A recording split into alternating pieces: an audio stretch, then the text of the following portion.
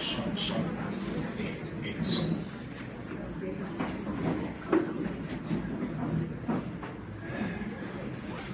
Amigas e amigos, boa noite a todas e a todos. Coisa boa a gente lançar um boa noite e ouvir o eco. Em algumas salas de aula, em alguns auditórios, nós lançamos boa noite e não há o eco em resposta. A sensação de que a gente está sozinho. E é muito bom quando um professor, um palestrante, se sente falando com, em vez de estar falando para. Falar para pressupõe uma distância. Talvez a distância de alguém que sabe e alguém que não sabe. Talvez a distância de alguém que tem uma expertise, uma luz, um conhecimento e aquele que não tem. Papo furado. É muito mais interessante a ideia de que no processo de educação nós estamos uns com os outros, juntos, aqui neste chão, onde é o grande cenário da transformação humana. Este nosso planeta, onde estamos aprendendo, crescendo e mudando o tempo todo. Hoje vocês foram convidados a estar aqui presencialmente e algumas pessoas estão aqui através do Periscope, esse aplicativo fantástico que as pessoas também usam para poderem assistir os nossos trabalhos e também pelo Facebook, tá bom? Então, bem-vindos também, bem-vindas também vocês que estão aqui dentro desses aplicativos, podendo assistir à palestra onde quer que estejam fisicamente. Hoje a gente vai tratar de motivação e eu gostaria muito que vocês não entendessem essa palestra como um encontro para motivar vocês obrigatoriamente. Se essa palestra fizer vocês terem um pouco mais de gás para sair daqui mais animadinhos, mais felizes, ótimo.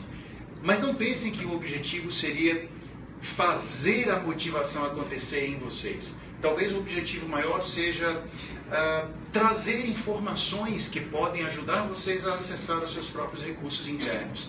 Senão a gente vai imaginar que Cal é alguém que tem o poder de levantar em vocês a chama da motivação. Eu gostaria de poder ter esse poder, mas não é algo que eu sei que tenho. Não é algo que eu, digamos, imagino capaz de um ser humano fazer obrigatoriamente com o outro. Aliás, isso poderia viciar, né? Já imaginou? As pessoas dizendo, olha lá, fique à vontade, por favor, fique à vontade. As pessoas dizendo assim, olha, eu não tenho motivação, eu vou ali conversar com o Bruno e vou sentir uma motivação, porque Bruno vai fazer a minha motivação despertar. Puxa, gente, seria muito chato a gente ficar dependendo das outras pessoas para fazer a motivação acontecer. Então, hoje eu quero mostrar a vocês aspectos relacionados com a motivação humana, a partir de programação neurolinguística, coaching e filosofia, que são as três grandes bases do meu trabalho, com um toque especial em programação neurolinguística, PNL, já que a PNL é talvez a minha primeira ferramenta para trabalhar com pessoas. Foi o primeiro conjunto de técnicas e de conceitos que chegou à minha mão. Esse primeiro conjunto que eu disse, nossa, isso aqui pode fazer alguma coisa positiva junto às pessoas, seja nas empresas, seja na vida individual, na vida pessoal, familiar de alguém, enfim. Hoje eu quero mostrar aspectos que podem ajudar vocês a se sentirem mais donos da sua motivação, dependendo menos de que outros estejam cutucando a sua vida para você conseguir sair do lugar. E quando falamos de motivação, nós estamos falando de alguém que tem motivos para a ação. Alguém que tem motivos para sair de onde está, ou seja, do seu estado atual, e se dirigir ao seu estado desejado. Que motivos seriam esses? Que coisas fazem a gente sair de uma realidade e viver outra?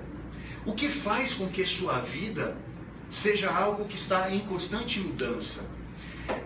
Hoje, para mim, a tônica da vida é mudança. A ideia do viver é mudar. E é muito importante que nós possamos perceber que eu posso mudar para chegar onde eu quero, e aqui, digamos, está o meu sonho, aqui pode estar o meu propósito de vida, aqui pode estar um objetivo, mas a motivação não depende apenas desse lugar. A motivação pode depender também do meu estado atual, daquilo que eu vivo. Porque é possível que você diga, algo é incômodo aqui. E o incômodo para algumas pessoas é o que as motiva a sair do lugar. É como se alguém em algum momento dissesse, eu não estou saindo do lugar para viver o que eu preciso, porque o que está aqui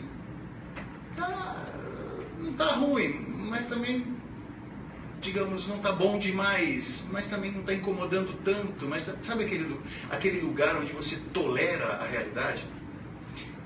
Eu gosto de dizer às pessoas que a gente vai vivendo e vai acumulando tolerâncias. O que é que eu chamo de as nossas tolerâncias? Vamos imaginar que você tem uma goteira em casa. Alguém tem goteira em casa? Muita gente mora em apartamento, né? Parede mofada. Alguém tem parede mofada em casa? Vamos pensar, alguém tem uma gaveta desarrumada em casa? Um armário desarrumado? O carro de vocês está com algum barulho esquisito e você não resolveu ainda isso?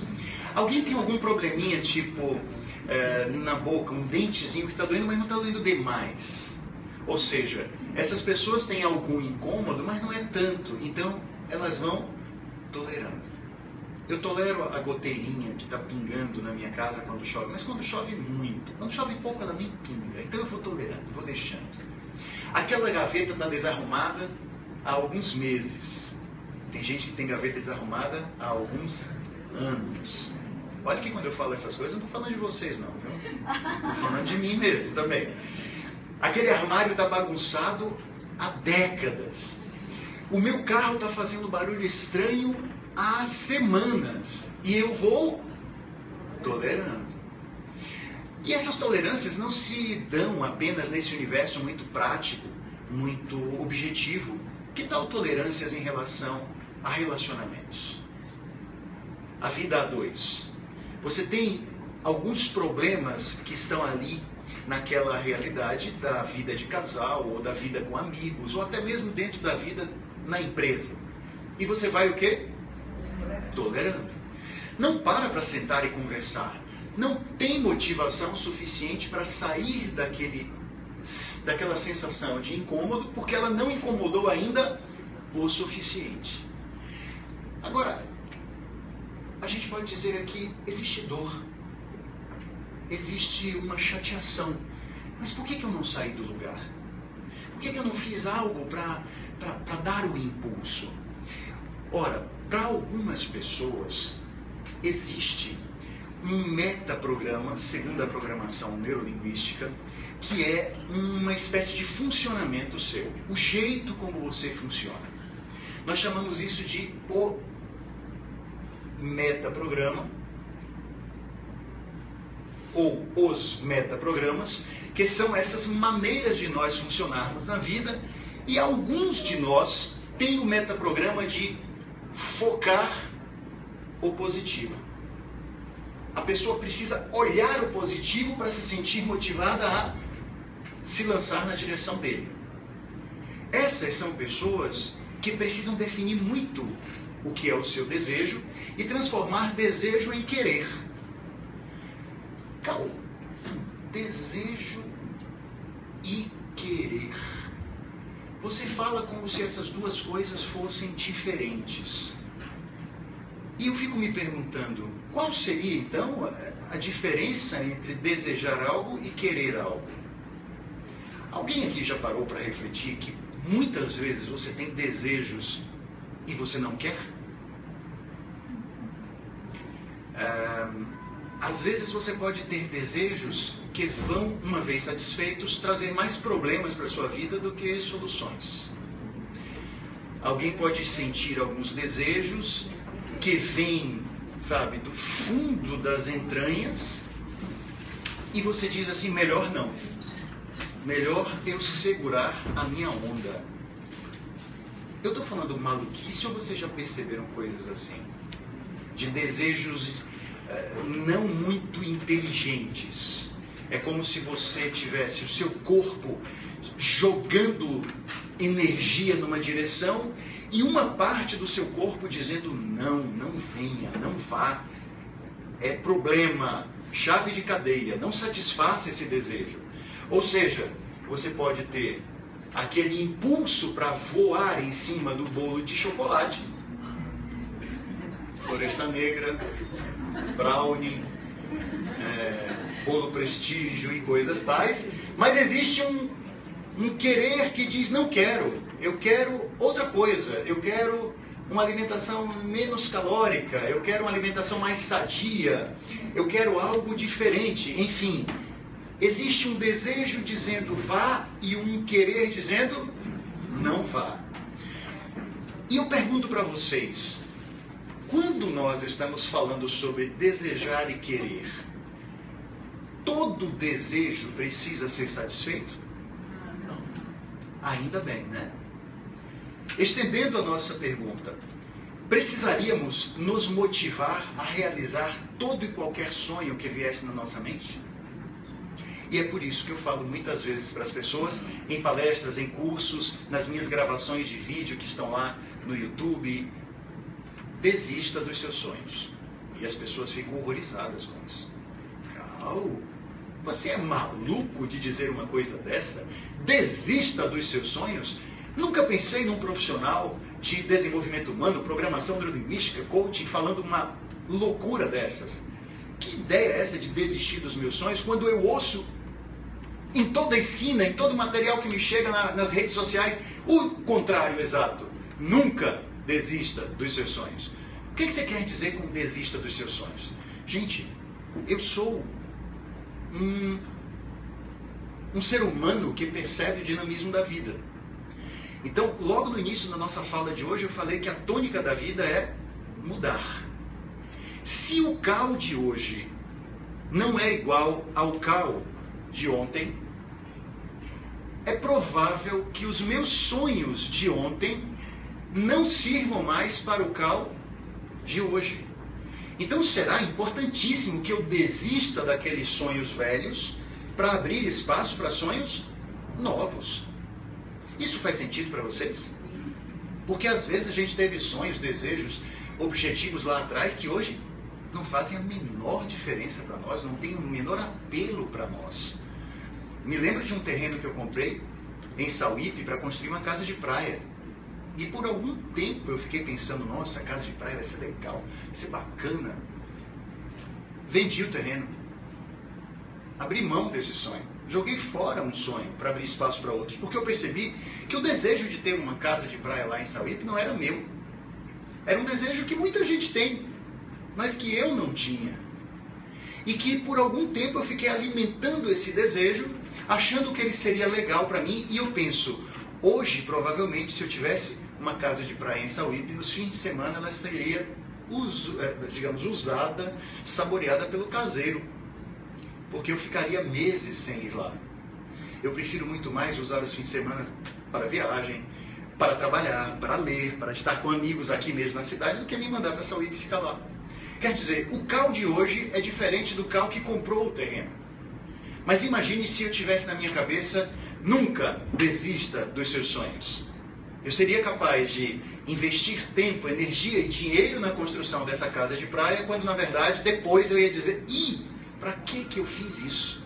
Para quê? Com que objetivo eu construí uma coisa que não vai atender mais aos meus impulsos de motivação? Por fim, gostaria também de dizer que a própria palavra desistir, ela pode ser ressignificada. O que significaria um novo olhar sobre o desistir? Algo do tipo, não se trata de uma desistência, e sim de uma nova escolha, de uma deliberação consciente.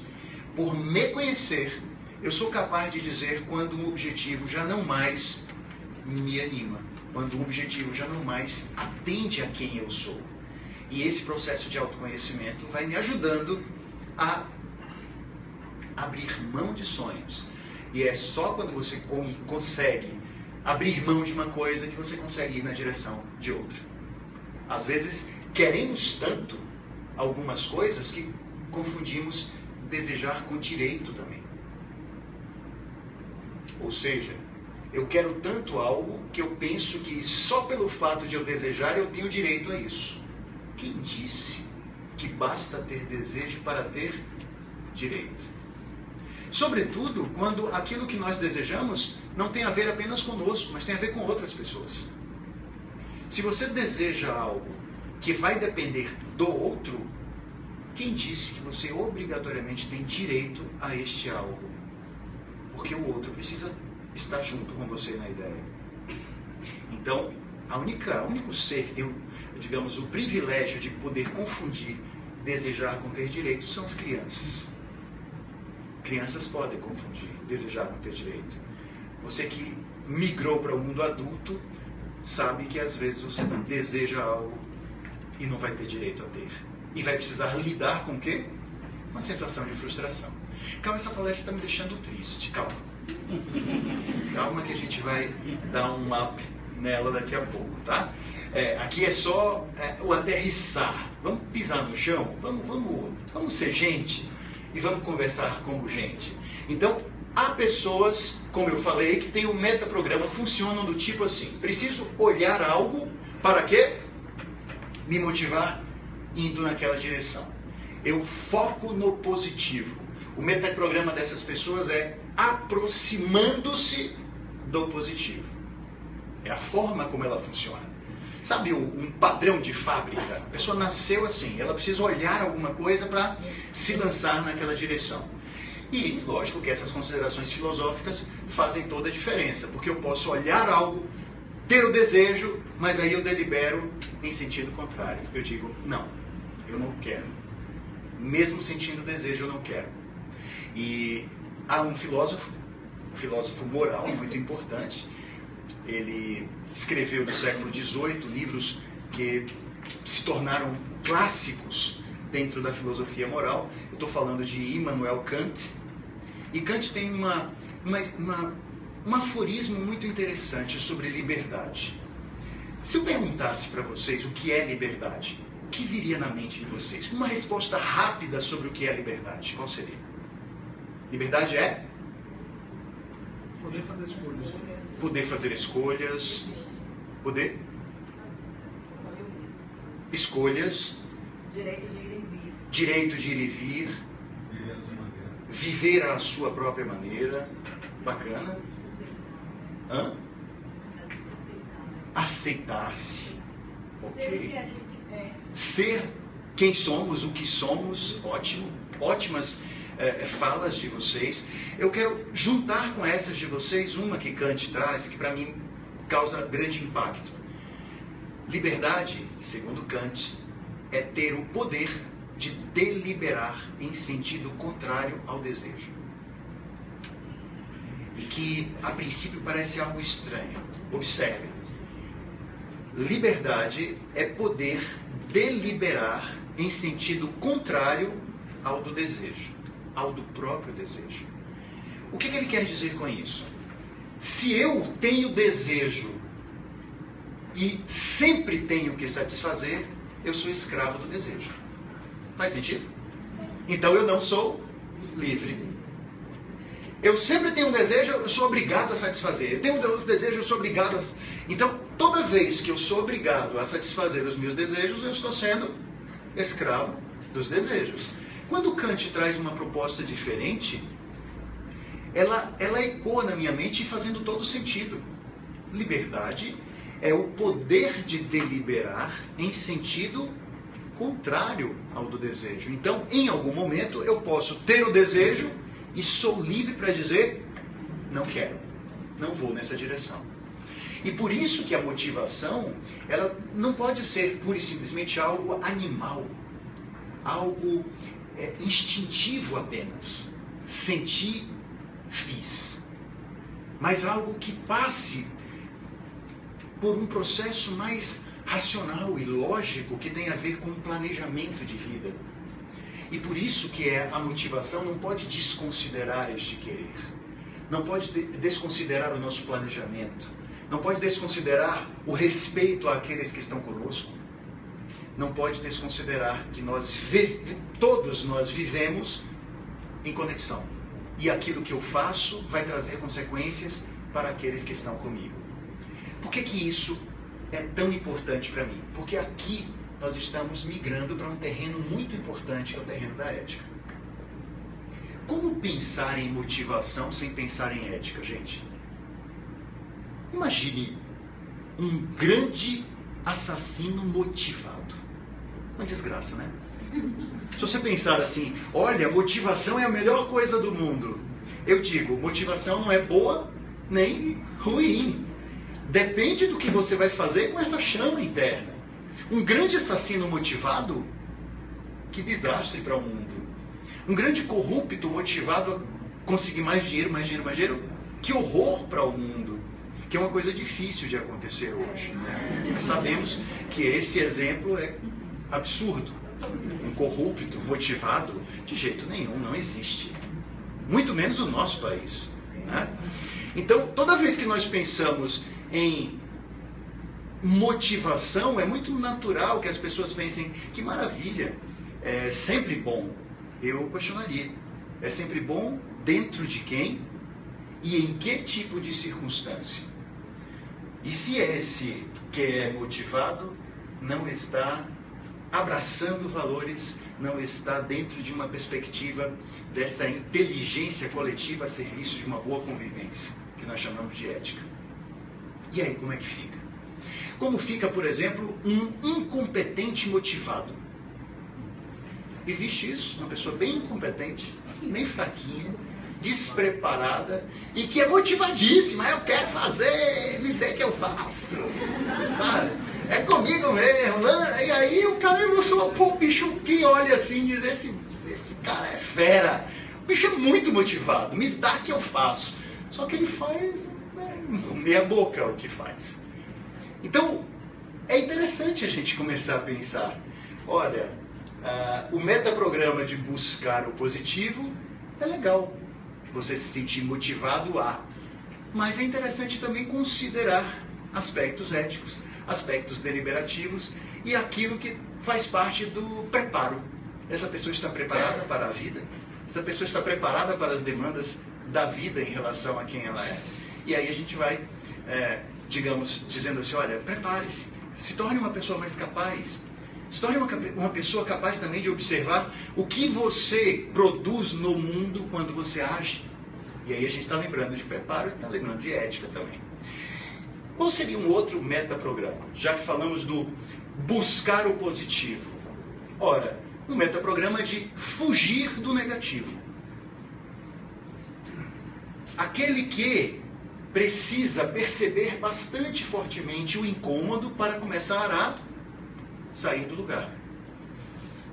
A pessoa precisa notar o que é que vai acontecer de ruim se ela continuar fazendo o que faz ou não fazendo o que não faz. Para ela poder se motivar a tomar uma atitude, ela precisa ter muita consciência do incômodo. Muita consciência do incômodo. Uma vez, um camarada dirigia o seu carro numa estrada deserta e ele percebe que o mostrador do combustível está bem lá embaixo. Pouquinho combustível.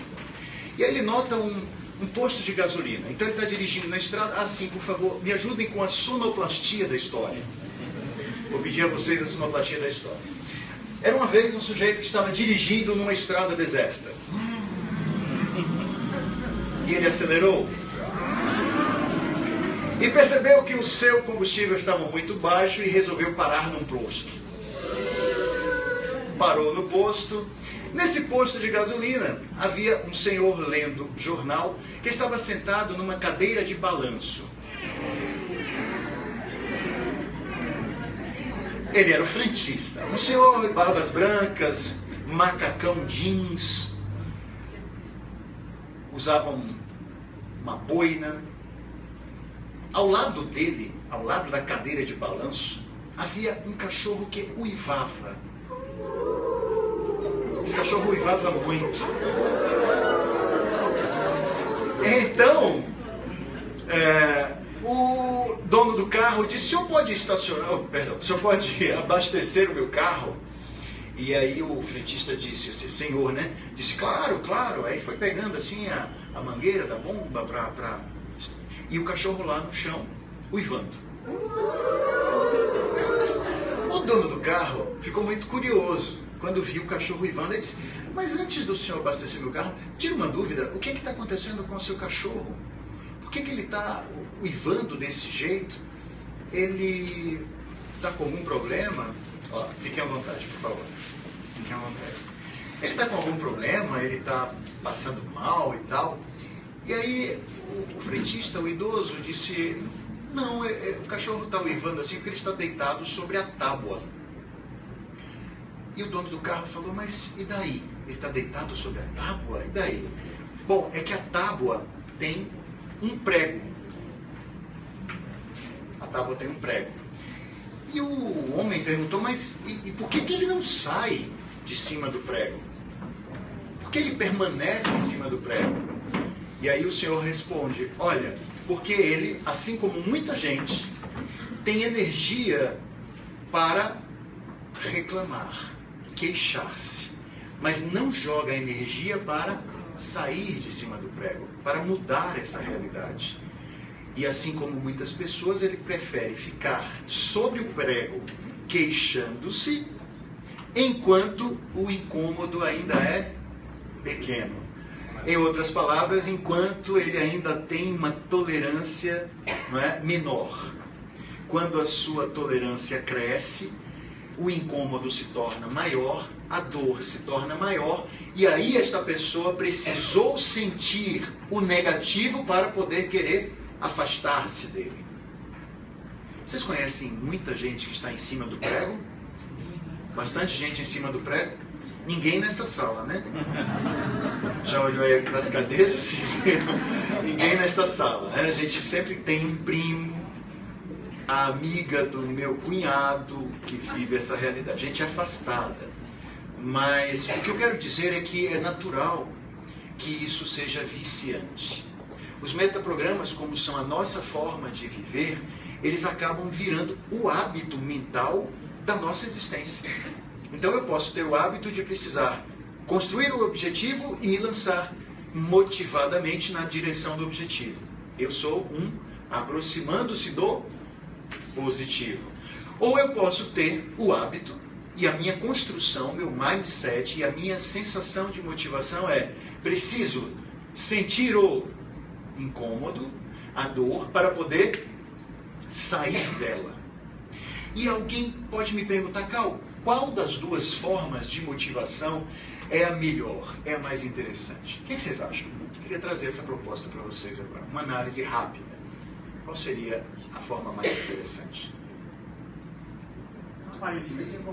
Aparentemente, aproximando-se do positivo, né? Fugir da dor mais forte. Para algumas pessoas, fugir da dor é mais forte. Ok. Bom, eu diria para vocês que há estudos que dizem que é possível ser feliz de qualquer uma das maneiras. É possível ser feliz de qualquer uma das maneiras, das formas de funcionamento. Com o detalhe de, se você vive de um dos jeitos, se você tem um dos metaprogramas e percebe que a sua vida não anda bem, questione se esse metaprograma para você está sendo o melhor. Porque ele pode não estar sendo o mais interessante para você. E aí, o metaprograma, por mais que seja uma forma de funcionamento, por mais que seja um estilo de processo de motivação, ele não é uma espécie de maldição.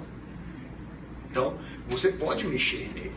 Você pode começar a fazer movimentos numa direção diferente. Eu falo isso porque, em alguns instantes, eu tenho muito a visão do sonho. Muito o metaprograma do buscar o positivo. Mas já houve momentos em que eu precisava olhar mais as minhas ameaças. Eu podia me sentia até mais impulsionado se eu tivesse um olho um pouquinho voltado àquilo que poderia acontecer de ruim se eu continuasse agindo da mesma forma. Enfim, talvez se naquele momento eu tivesse funcionado um pouco mais afastando do negativo ou das possibilidades de dar errado, eu tivesse conseguido maior êxito na busca das coisas que eu estava querendo para mim.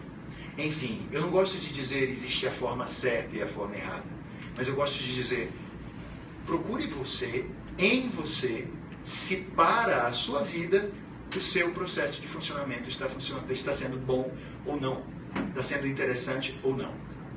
Ok? Oi, por favor. Só existem esses dois tipos de metaprogramas e se todos nascem com metaprogramas? Se só existem esses metaprogramas ou se todos nascem com metaprogramas? Não, existem diversos metaprogramas. É uma das coisas que a gente estuda em PNL, sobretudo no curso avançado de PNL. Existem metaprogramas relacionados com convivência, existem metaprogramas que têm a ver com capacidade de comando, existem alguns que têm a ver com aquele que olha mais para fora de si do que para dentro de si, enfim. Então, é uma grande gama de metaprogramas. Eu peguei apenas esses dois para fazer um contraponto relacionado com motivação, mas é muito grande a quantidade de metaprogramas que nós estudamos dentro da PNL para coisas diferentes, para contextos diferentes, tá? E a outra pergunta que você fez foi... se a gente nasce com metaprograma. Sim. Eu diria que você descobre tendência. Como a PNL não é investigativa no sentido explicativo, tipo, ela quer descobrir se você nasceu ou não com aquilo, ela se preocupa muito mais com o que você vai fazer com isso. Então, é como se a PNL dissesse assim, olha, qual vai ser a finalidade de você saber se você nasceu ou não com isso? Talvez seja mais importante para você descobrir o como você sai disso, se isso está sendo ruim para você. Então, perguntas na PNL mais, digamos, consideradas interessantes para nós são como eu saio dessa realidade e vou para uma outra? Para que algo chegou à minha vida? Para que isso veio? Para eu aprender o quê? Para eu tirar o quê dessa experiência? E uma pergunta que em PNL nós questionamos a sua validade para algumas determinadas situações, não para todas, é o porquê. Por que tal coisa? Por que isso? Por que aquilo? Dentro da PNL pode ser contraproducente aos nossos propósitos e até a nossa própria busca de motivação ficar preso ao porquê. Então, eu posso, inclusive, deixar de lado a minha motivação para a mudança se eu fico, por que comigo aconteceu tal coisa? Por quê? Aí eu fico nesse, por quê? Por quê? Tanta gente ruim nesse mundo, mas por que comigo foi acontecer tal coisa? Sabe aquela coisa da vitimização? Se esse porquê estiver aí dentro, tornando essa pessoa ainda mais presa na vitimização, não é uma pergunta inteligente, não é uma pergunta interessante. Essa pergunta está fazendo o quê? Ela ficar presa naquilo que ela vive. E assim, quando é que o porquê é interessante e quando o porquê não é interessante, são buscas de convicções. Se você pergunta o porquê, você vai encontrar uma convicção sua, uma crença ou um valor. E em alguns momentos é muito importante você encontrar crenças e valores. Em outros, não tanto. Porque em alguns momentos você pergunta por quê só para ter explicações. Você quer descobrir aquilo que você vai chamar de a verdade. E você pode se tornar uma pessoa por causa de. O que é uma pessoa por causa de? É uma pessoa que diz, por causa desse país, eu sou infeliz. Por causa do meu chefe, eu não cresço. Por causa do meu pai e da minha mãe, eu sou uma pessoa toda negociada. Né? Por causa de... Então essa pessoa está sempre dizendo que um outro ou alguma circunstância fora dela é a responsável pela sua vida. Pessoas, por causa de, adoram descobrir o porquê.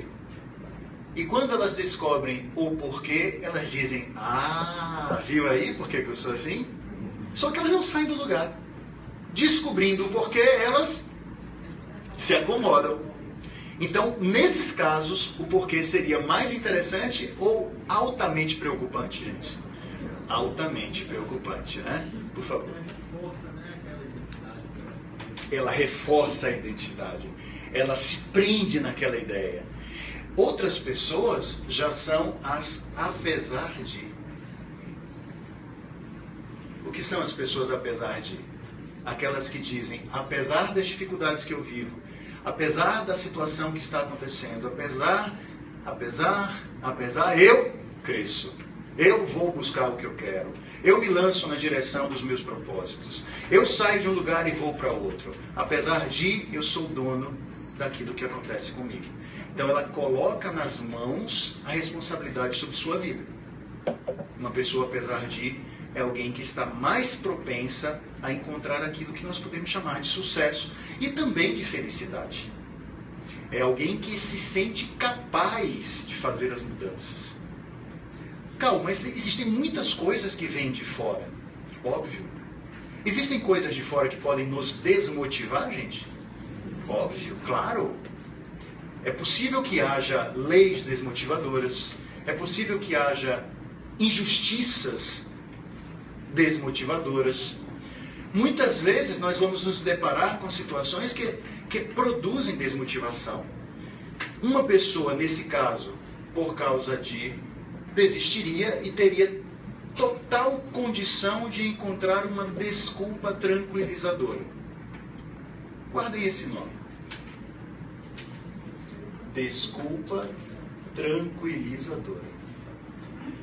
Às vezes, você está na direção de uma coisa muito importante e não consegue, se esbarra em alguma dificuldade. A sua motivação para chegar lá diminui. E aí você diz, foi por causa disso que eu não fui adiante. Nesse momento eu encontrei o quê? Uma desculpa tranquilizadora. Ufa, não preciso mais continuar e não preciso mais me responsabilizar por estar nessa direção. Porque eu encontrei algo que é uma desculpa que me dá, que tranquilidade. A desculpa tranquilizadora, que para alguns é uma bênção, no final das contas acaba sendo uma catástrofe na vida, né? Uma catástrofe. Eu gosto de dizer às pessoas que enquanto os acomodados encontram desculpas, os realizadores constroem caminhos. Vale repetir essa, né? Na moral, enquanto os acomodados encontram desculpas, os realizadores constroem caminhos. E os realizadores mantêm a sua motivação mesmo quando encontram esses obstáculos. Eles mantêm a motivação. Eles dizem, poxa, eu não posso ir nessa direção, eu faço o quê? Que outras alternativas eu tenho? Tá? E às vezes eu posso até perguntar para mim mesmo, será que eu quero isso? Porque um obstáculo pode ser uma grande chance de autoconhecimento. Um obstáculo pode me levar a pensar, vem cá, será que isso é algo que eu queira de verdade? Ou isso é algo que querem por mim e para mim? E eu me acostumei a achar que quero. Em muitos instantes, não se trata de desculpa, se trata de descoberta nossa, de que algumas realidades simplesmente não nos interessam mais. Eu já mudei. O cal de ontem não é mais o cal de hoje. Aquilo que eu queria ontem não é mais o que eu quero hoje. E talvez eu possa dizer, olha, não se trata de uma desistência, e sim de uma deliberação consciente. É uma nova escolha. E eu tenho o direito de fazer de novo a minha vida acontecer do jeito que eu quiser. Porque, como diz Jim Rohn, esse escritor e palestrante que eu gosto muito, ele diz, biografia não é destino. Biografia é aquilo que você construiu e escreveu em relação à sua vida até hoje. Destino é o que você escolhe construir e escrever a partir de agora. Portanto, para nos sentirmos mais motivados, vai ser muito interessante você dizer, olha, o que eu vivi me trouxe até aqui. O que vai acontecer comigo de agora em diante, eu posso escolher. Eu é que vou agora assumir nas minhas mãos as rédeas do meu destino. A programação neurolinguística, a PNL, ela traz uma perspectiva muito importante. E neste curso que nós estamos apresentando para vocês, curso básico, ele tem uma... Por favor, fique à vontade. Desculpem. Fique à vontade. Boa noite. À vontade. Este curso nós já fazemos há 21 anos. Há 21 anos eu faço essas turmas de formação em PNL. Comecei com 12 anos de idade, eu acho. Mais ou menos. Talvez um pouco menos. Eu comecei muito cedo. Então, esse curso, ele tem um propósito que é levar a vocês, em 60 horas, o que há de introdutório na PNL, com algumas perspectivas de já mudar mindset, já mudar a maneira como você está encarando a vida, trazendo para você maior motivação, permitindo que você encontre seus recursos internos para que essa motivação aconteça, porque às vezes eu só preciso descobrir quem eu sou para começar a achar que tenho direito. Às vezes eu não acho que tenho direito, mas não porque o meu desejo choca-se com a ética. Às vezes eu não acho que eu tenho direito de querer o melhor para mim. Eu penso tão pequeno, minha autoestima está tão lá embaixo, que eu tenho sonhos pequenos. De repente eu posso aumentar a minha autoestima, aumentando também o quê? Os horizontes dos meus desejos. Ok? Isso é possível acontecer. E o curso, ele acontece em 60 horas. Essa nossa turma, que vai começar em agosto, ela será construída da seguinte forma: um final de semana por mês. Ok? Então ela é um final de semana por mês, e a gente tem um pique bacana. Em 3 finais de semana a gente completa o curso. Tá? E vocês têm o material. Vocês receberam, né? O papelzinho? Receberam. Beleza. Então, mais informações nós temos na internet, nas redes sociais, no nosso site. Todas as informações estão à disposição. Tendo interesse em nos procurar, fiquem sempre muito à vontade. Basta mandar o WhatsApp para nós. Aquele é o número do WhatsApp, né? O prefixo 71, para quem está fora. 99144-8765. Então, esse aqui é um WhatsApp, também telefone para a gente poder responder. Temos o telefone daqui do escritório, 3347-3939. Os e-mails, está tudo aí no papelzinho. E a ideia é ajudar as pessoas a começarem a ter um pouco mais de domínio sobre suas próprias vidas.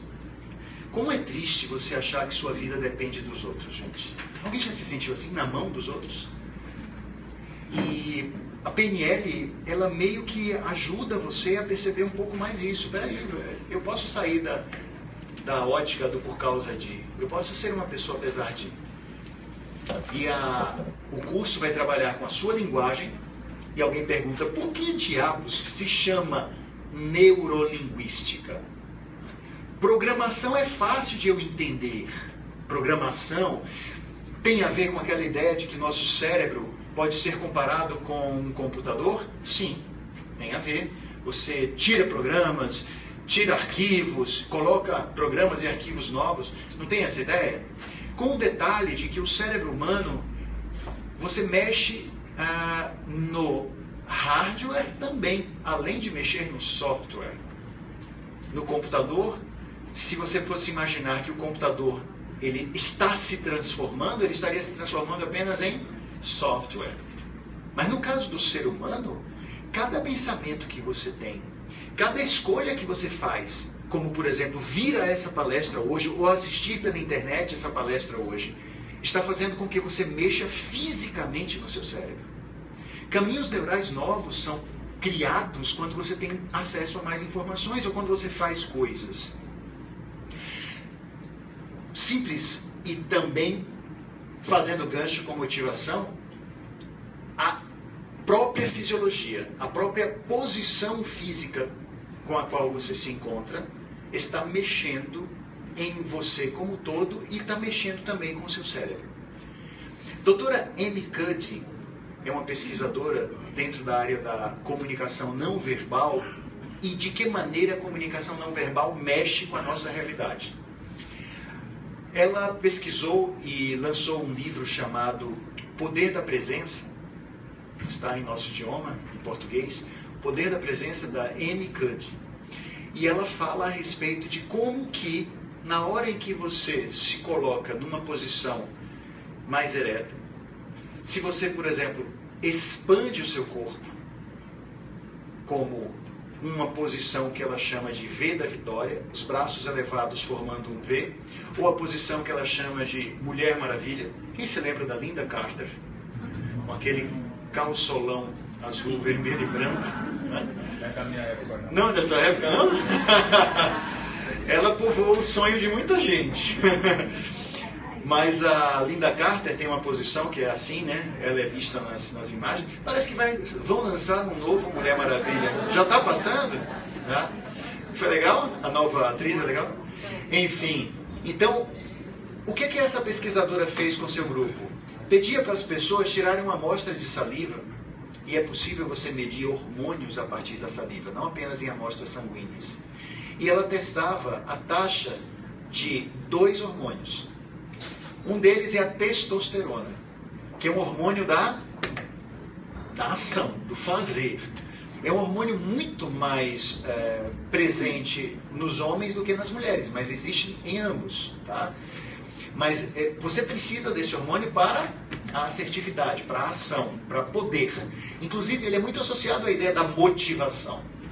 Muito bem.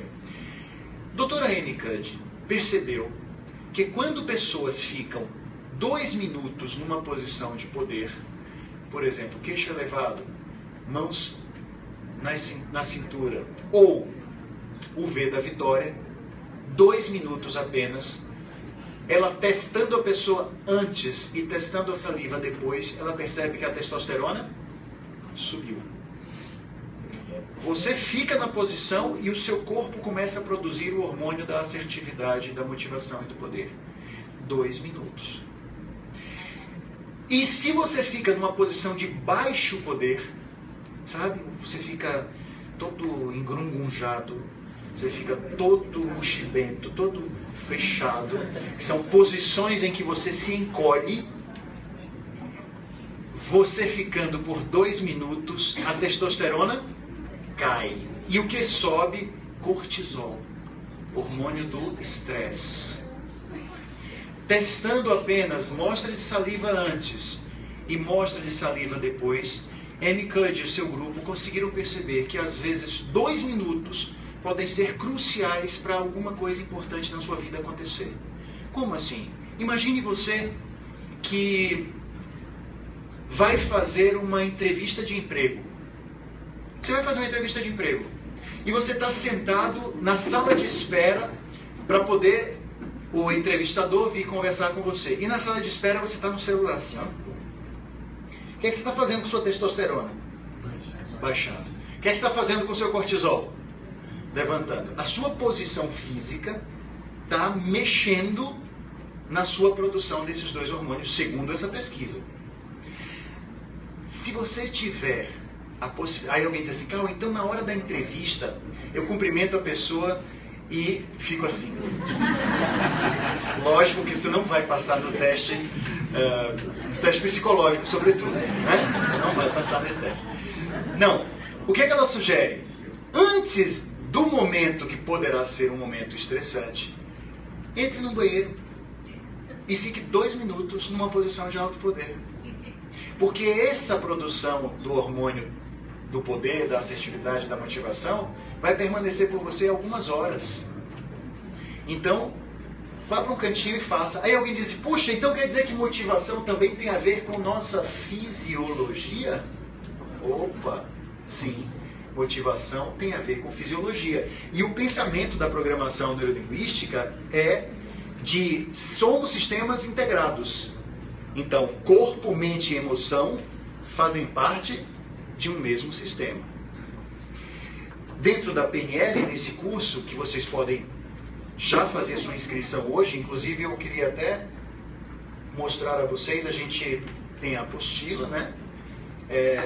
Queria também agradecer muito às pessoas que trouxeram a doação para o Lar Vida, foi leite em pó que nós vamos destinar ao Lar Vida, e as pessoas que fazem a inscrição hoje nas palestras abertas, tem alguns bônus, ok? Então, hoje quem faz a inscrição no curso básico de PNL tem 10% de desconto e também tem a possibilidade de participar do nosso curso digital. Ganha o nosso curso PNL Plus, que é um curso digital com dezenas de vídeos que você vai usar, assistir aos vídeos, são aulas que eu fiz sobre assuntos diversos e que podem ser um grande complemento à sua formação em PNL.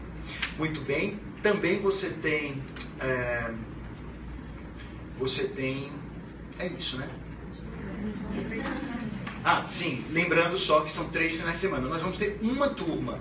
Nós fechamos 2 turmas no primeiro semestre, faz pouco tempo, e para esse segundo semestre a procura foi muito grande. Nós vamos fazer mais uma turma esse ano, que é essa turma em finais de semana. Normalmente a gente varia um pouco o tipo de construção da turma, né? Às vezes é à noite, às vezes é final de semana, às vezes é à tarde, às vezes são blocos grandes de 4 dias seguidos, depois mais 4 dias. Esses vão ser 3 finais de semana de um por mês, tá? Muito bem, gente. E para fechar, quando um palestrante fala que vai fechar a palestra, ele gosta de ouvir um muxoxo na audiência. Então, eu vou até repetir, tá? Para poder... Bom, e agora que eu já estou fechando a palestra, sempre comovente, sempre me toca profundamente essas demonstrações espontâneas, totalmente espontâneas, mas tudo que tem início tem meio e tem fim. Eu queria de novo agradecer a presença de vocês, imaginando que de alguma forma, talvez, não digo tudo, mas alguma coisa que eu trouxe para vocês essa noite possa ter tocado sua vida. As inscrições podem ser feitas já, vocês podem procurar a Martinha, minha sócia, levanta a mão, Martinha. Tirar dúvidas com ela sobre o curso, ou procurar a Anice na recepção.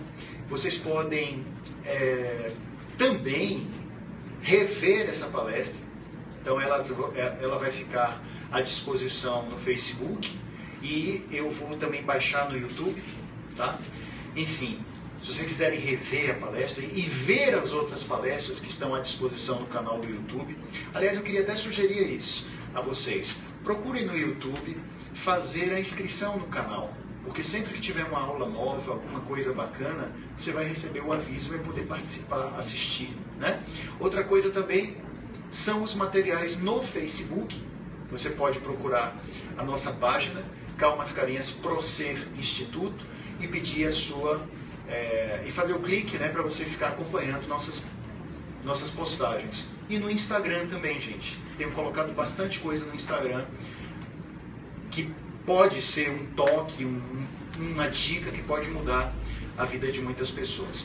Recentemente houve um vídeo nosso que viralizou, não sei se alguns de vocês receberam, que foi o vídeo Amor, Respeito e Liberdade. Um videozinho com a parede roxinha atrás. Alguém recebeu esse vídeo, só para curiosidade? Foi interessante que eu recebi esse vídeo um bocado de amigos, de grupos e de pessoas até de outros lugares diferentes. E esse vídeo está também lá no YouTube. Eu acho que ele foi um dos textos mais bem-sucedidos que nós fizemos no sentido de falar sobre amor. Até porque nós pensamos muito em motivação sob o ponto de vista da profissão, da carreira. E é interessante pensar, e quando eu não me motivo a ser alguém que tem vida social? Ou, e se eu imaginar que sou alguém que está sozinho no mundo? Será que motivação também não tem a ver com o outro e os outros que estão conosco? Existem dores psíquicas que são muito fortes. Uma delas é a dor de não ser observado, é a dor de não ter outras pessoas conosco. Mas existe um erro nessa perspectiva, que é o erro da gente querer obrigatoriamente o olhar de um outro. Então, se eu não tenho o olhar deste outro, eu me sinto infeliz. Peraí, você pode ser feliz com o olhar de inúmeros outros. Não se escravize e não escravize a sua vida a um único olhar sobre você. Sobretudo, faça com que você se olhe de uma forma muito mais construtiva.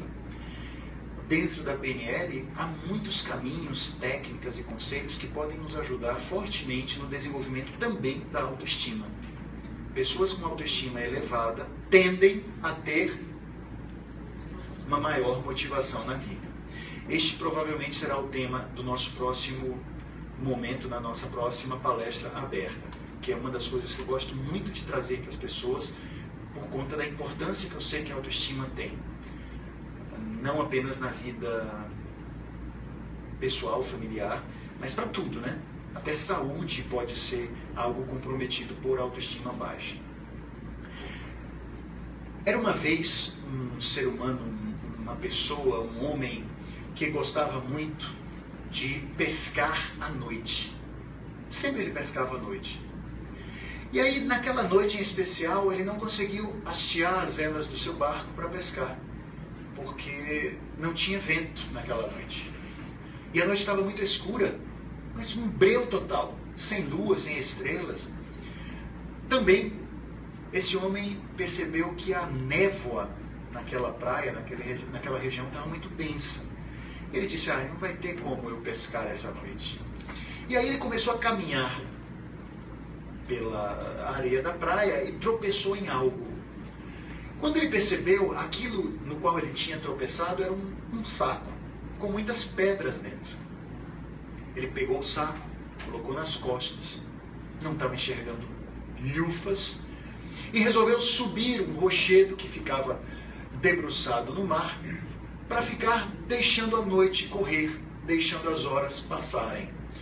E aí ele se sentou ali no alto do rochedo, ficava olhando lá para baixo, via muito pouco, mas ele ouvia o barulho das ondas se batendo nas rochas, e ele pegou uma pedra naquele saco que ele havia encontrado e jogou bem longe, pensando, estou jogando fora um problema.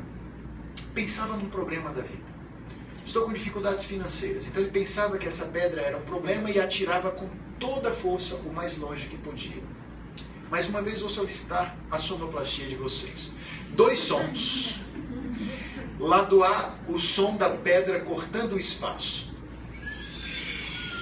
Lado B, o som da pedra caindo na água.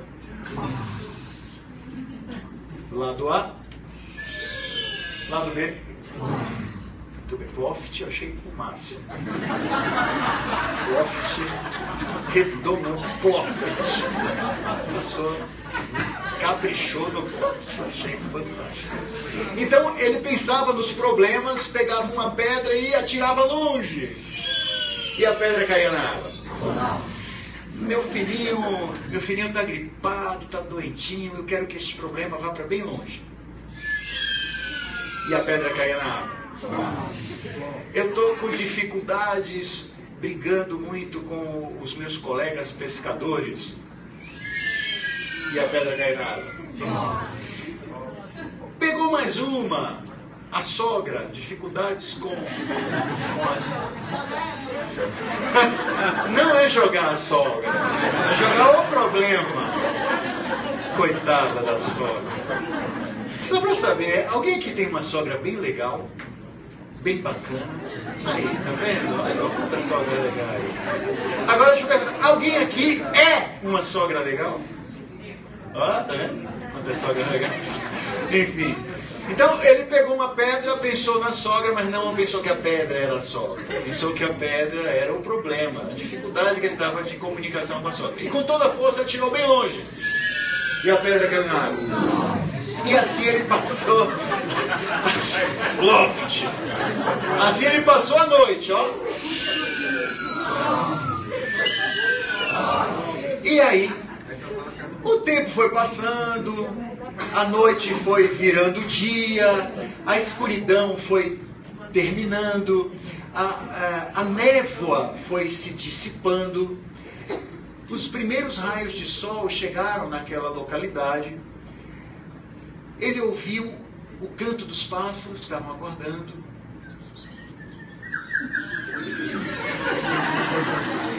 Começou a soprar uma brisa gostosa, balançando os coqueiros. E aí, como já estava tudo claro, ele percebeu que havia uma única pedra no saco agora. Ele pegou. Só que antes de pegar e jogar a pedra, melhor, antes de atirá-la no mar, ele olhou para ela. E como havia luz agora, já era de manhã, ele percebeu que tratava-se de uma imensa pedra preciosa. Um diamante bruto gigantesco. Ó, cabe numa mão. E aí, nesse momento, ele ficou meio que dividido entre duas sensações diferentes. Uma sensação que é a sensação de autoflagelar-se. Passei a noite toda. E é muito provável que esse tipo de sensação acabe com a nossa motivação, não é? Você ficar lamentando o que jogou fora, lamentando o que foi embora, lamentando o que não tem mais. Neurofisiologicamente você vai caindo. E a outra sensação que ele teve foi: tenho nas minhas mãos um grande diamante, que deve valer uma fortuna. Eu sou um privilegiado, eu sou uma pessoa que tem aqui uma riqueza. E eu acho que essa história fala muito sobre nós. Quantas vezes nossa biografia foi difícil, foi uma biografia com muitos escorregões, mas agora você diz assim: poxa, eu posso olhar caminhos novos. Eu posso ter novos recursos. Eu posso ter, por exemplo, a PNL me apontando direções. Eu tenho algumas coisas que são bênçãos, que são positivas. Eu falo muito sobre isso, gente, no meu livro Mudando para Melhor, lançamento da editora Best Seller, né? Na verdade, é o relançamento por essa editora desse título meu, que eu tenho a felicidade de perceber que já está em todas as livrarias grandes do país inteiro, de norte a sul. Então, neste livro eu falo muito sobre mudança e falo sobre a programação neurolinguística e ideias de espiritualidade. É o sobrenome do livro, ou melhor, o subtítulo. Mudando para Melhor, Programação Neurolinguística e Espiritualidade. Querendo colocar a espiritualidade não sob uma ótica religiosa. Então, é um livro que tem uma espécie de ecumenismo dentro dele. Tá? A ideia é que a gente pense em espiritualidade como uma característica inerente ao ser humano. Uma busca de valores e de conexões que fazem com que nós nos agigantemos. E é possível, por exemplo, que um ateu tenha essa espiritualidade muito maior do que um religioso. Em alguns instantes a gente vai ver coisas assim. Porque ele tem esse senso de respeito, de conexão com outros seres humanos. Um agigantamento da sua vida para contemplar o coletivo. E tem valores nobres: respeito, paz, amor, vontade, boa vontade, enfim. Então, ética, né? Eu sempre gosto dessa definição do professor Mário Sérgio Cortella e do Clóvis de Barros Filho. Ética como uma inteligência coletiva a serviço de uma boa convivência. Né? Quer dizer, você consegue ter essa inteligência no todo para procurar uma convivência mais salutar. Enfim, motivação, gente, é aquilo que nos faz sair da cama todos os dias, pôr os pés no chão e dizer: eu posso ser alguém melhor. O eu de ontem não é o mesmo que o eu de agora. Eu posso ser uma pessoa apesar de. E mesmo que na minha biografia estejam dificuldades, injustiças, dissabores, erros, eu posso olhar para mim de agora em diante e eu posso dizer: mereço ser alguém que cresce, aprende e muda todo santo dia. Quero agradecer a vocês por essa noite e desejar que esses pensamentos fiquem ecoando na sua mente para que vocês possam gostar mais de quem vocês são e se dar a chance de mudar um pouco mais a cada dia. Obrigado por tudo. As inscrições do curso podem ser feitas já. Obrigadão, gente. Obrigado a vocês. Obrigado a vocês. Normalmente a gente faz uma coisa antes de vocês saírem, que é mostrar os participantes presenciais para os participantes daqui, tá? Só peço para vocês darem um tchau pro pessoal daqui de dentro. O pessoal que tá.